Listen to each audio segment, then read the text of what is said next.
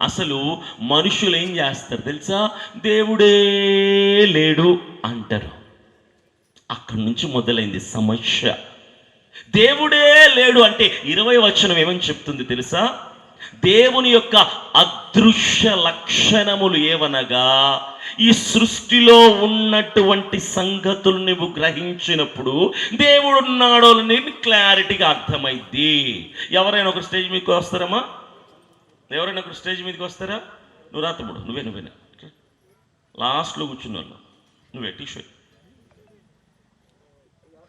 త్వరగా రా, నువ్వే ఈయన వస్తున్నా రా తమ్ముడు. మనుష్యుల యొక్క వైపరీత్యం, మనుష్యుని యొక్క విపరీత బుద్ధి ఎలా ఉంటుందంటే, ప్రతిసారి తమ్ముడే బుక్ అయిపోతున్నాడు మనకు. ఇప్పుడు ఈయన ఒక ప్రశ్న అడుగుతా, నేను ఒక ప్రశ్న అంటే చాలా సింపుల్ ప్రశ్న, నిన్న ప్రశ్నలాగా కష్టమైంది అయితే కాదు, చాలా సింపుల్ ప్రశ్న అడుగుతా. కరెంట్ ఉందా లేదా? ఉందంట. కరెంట్ ఉందంటాడు చూడండి. నా మళ్ళీ అడుగుతున్నా, ఈ ప్రశ్నకు సమాధానం చెప్తే మరొక ప్రశ్న అడుగుతా. ఆ ప్రశ్నకు సమాధానం చెప్పక నేను పంపిస్తా. కరెంట్ ఉందా ఈ గ్రౌండ్లో? లేదా? బాగా చెప్పాలి, ఉందా లేదా? ఉందంటున్నాడు. మళ్ళీ అడిగితే ఇప్పుడు చూపించు.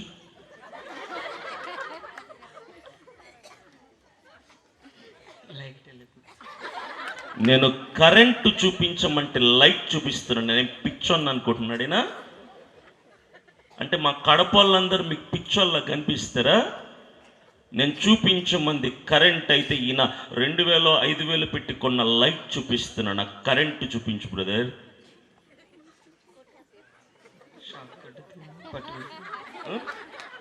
పట్టుకుంటే కొట్టిద్దా? ఎప్పుడన్నా కొట్టిందా? షాక్ కొడితే వెళ్ళు. కరెంటు చూపించమంటే చూపించలేక లైట్ చూపిస్తున్నాడు. నేను అడిగింది కరెంట్, ఆయన చూపిస్తుంది లైట్. దాన్ని ఏమంటారు తెలుసా? Common sense. దాన్ని ఏమంటారు? కామన్ సెన్స్ అంటారు. మీకే ఇన్ని తెలివితేటలుండి కరెంటు చూపించు బాబు అంటే లైట్ చూపించేసి వెళ్ళిపోతే, మనుషుల్ని పుట్టించిన దేవుడికి ఎంత జ్ఞానం ఉంటుంది, ఆయన తెలివి ఏ స్థాయిలో ఉంటుంది. అందుకే దేవుడు 20వ వచనంలో రాసిన మాట ఏంటో తెలుసా? ఆయన అదృశ్యమైనటువంటి లక్షణములు. అదృశ్యమైన లక్షణములు అంటే తెలుసా? కంటికి కనబడనివి. You cannot see, those are invisible. చూడలేనివి దేవుని యొక్క అదృశ్యమైన లక్షణములు.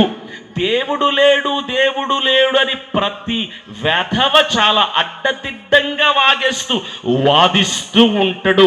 దేవుడు ఉన్నాడ్రా బాబు అంటే లేడహా అంటాడు. ఉన్నాడ్రా అంటే నాకు చూపించు అంటాడు నేను అడిగినట్టుగా. అప్పుడు మీరు ఏం చూపించాలో తెలుసా? దేవుని యొక్క అదృశ్య లక్షణములైనటువంటి సంగతులని చూపించి అదిగో అనాలి. ఎలాగా?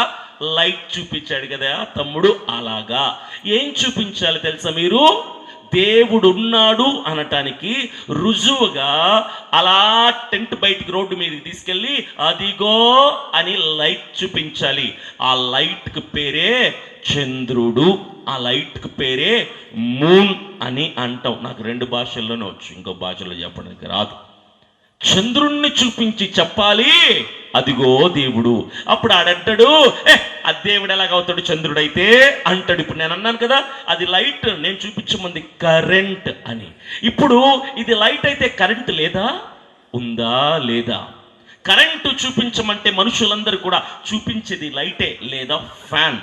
కరెంటు ఎవ్వడికి కనపడదు.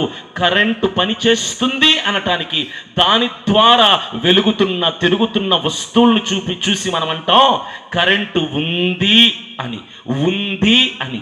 చాలామంది అంటారు దేవుడే లేడు. చంద్రుడు ఎక్కడి నుంచి వచ్చాడు తెలీదు. సూర్యుడు ఎక్కడి నుంచి వచ్చాడు తెలీదు. భూమి ఎలా పుట్టింది తెలీదు. వీడు ఎలా పుట్టాడు తెలీదు. ఇలాంటి ప్రశ్న కలిగిన వాళ్ళు ఇక్కడ ఎవరైనా ఉంటే ఇప్పుడే నేను మీకు దేవుణ్ణి చూపిస్తా. సవాల్ చేస్తున్నా, ఛాలెంజ్.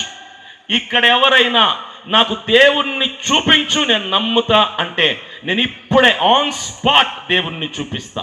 మీరు వింటున్న వాళ్ళైనా, లైవ్లో నన్ను వీక్షిస్తున్న ఎవరైనా సరే, మీరు లేచి నిలబడితే నిలబడి ఉన్న చోటనే మీకు నేను దేవుణ్ణి ఖచ్చితంగా చూపిస్తా. కన్ఫామ్ 100% చెప్తున్నా, చూపిస్తా. ఎవరైనా ఉన్నారా?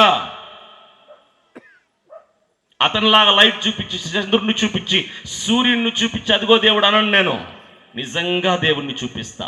నీకు దమ్ముంటే చూపించగలిగే, దేవుణ్ణి చూపించగలిగే సత్తా నాకుంది. నీకుందా? ఉందా? ఉండదు. ఇంకా నయం లేయలేదు, లేస్తే పోయేవాళ్ళు. ఏంలా సింపుల్ సార్. మీ కుడి చేయి తీసుకోండి, 2000తో ముక్కు మూసుకోండి, 3000తో నోరు మూసుకోండి. కరెక్ట్గా ఒక 20 లెక్క పెడతాడు పక్కనోడు. 20 తర్వాత నువ్వు చచ్చి ఊరుకుంటావు. చచ్చిపోయిన తర్వాత నీకు అర్థమైంది దేవుడు ఉన్నాడో లేదో. అయిపోయింది, ఎంతతో దరిద్రం వదిలిపోయింది. నీ వల్ల ఏం రావు భూమికి ఉపయోగం.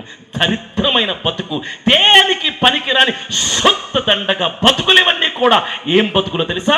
దేవుడు ఉత్తరగా ఇస్తున్న గాలిని పీల్చుకుంటూ, ఉత్తరగా ఇస్తున్న వెలుగుని అనుభవిస్తూ, ఉత్తరగా ఇస్తున్నటువంటి భూమిని సేద్యం చేసుకుంటూ, ఉత్తరగా ఇస్తున్నటువంటి ఆరోగ్యాన్ని ఆస్వాదిస్తూ, సిగ్గు ఎగ్గు లేకుండా దేవుడు లేడు అని దేవుణ్ణి మర్చిపోయి బతికేస్తే ఆ దేవుడికి కోపమే వస్తుంది. దేవుడికి వచ్చేది కోపమే. పుట్టించిన దేవుడే లేడు అన్న స్థాయికి మనుష్యుడు ఎదిగిపోతే ఆ దేవుడికి కోపం వస్తుంది. అందుకే అంటున్నాడు, నీ దుర్నీతి, నీ భక్తిహీనత మీద నా కోపం పరలోకమందు నుంచి బయలుపడి. ఇలాంటి వాళ్ళ మీద దేవుడు కోపం ప్రదర్శించక ఏం చేస్తాడో